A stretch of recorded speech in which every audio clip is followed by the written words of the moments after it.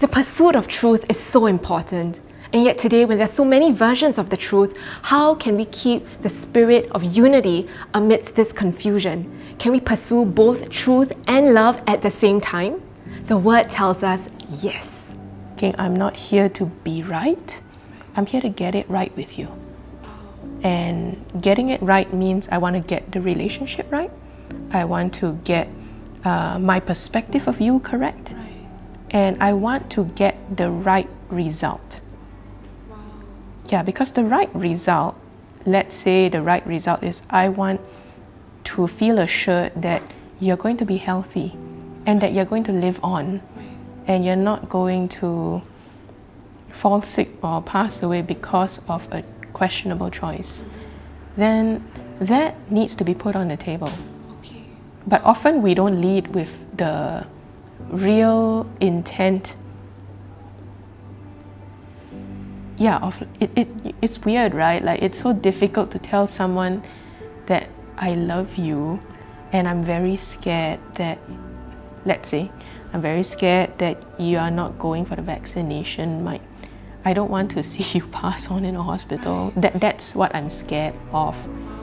You know, to speak out what is real for us, as opposed to like, you better go and take your vaccine right now. You know, it's like we it's weird that we sometimes choose not to speak out what is really on our heart, and sometimes what's really upon our heart, honestly, it's underneath our own fear or anger or anxiety for our friend or our family is actually like a love that we don't dare speak.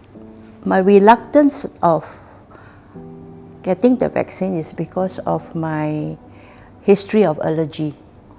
So I went to see my neighbor who's also a doctor. I said, should I take or not? She said, Auntie Mary, you must take. You know, even my mother also takes. The mother and I are living in the same flat. And so then I said, but I couldn't get an appointment. Right. So he gave me the site to go into lah. So the next thing that make me take it is that I want to visit my daughter who lives in Perth. Wow, so it sounds like you had a series of little conversations with different people on the bus, at home, in the flat, with your daughter overseas, and all of them had one thing in common, which is they all stopped and took time to listen to you and your concerns. Yes, wow. Very important. Wow. We need to listen to the older folks, their fears, why they do not want to take, and accept and give them time. Yeah. There is also another patient of us. We met her during our home visit. Yeah, she shared about her fears and all her worry towards this vaccine, and she shared that she is already so old. She don't really need to go out. Yeah, so she rather stay at home. That no need to get vaccinated. Yeah, I think we took about 3-4 rounds of conversation with her, and truly that her life has been affected by like isolation at home. Actually, it affected her mental health.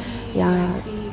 So it sounds like it was really through a relationship and having multiple conversations without, shutting her down or without, forcing her or coercing her, but really just getting to understand her fears and concerns. Yeah. I encourage if I know somebody who's not vaccinated and they are willing to talk about this, I usually advise them to get it done. But if not, I don't treat them like they have the plague or something, and just stay away from here. If I behave like that, then Paul says I'm not behaving in love. But if the brother or sister chooses not to listen, but insists on maintaining a position, that is also fine. We can disengage and still love them. If you're quite clear it is love that's compelling you to speak the truth to someone, then let your love lead the way.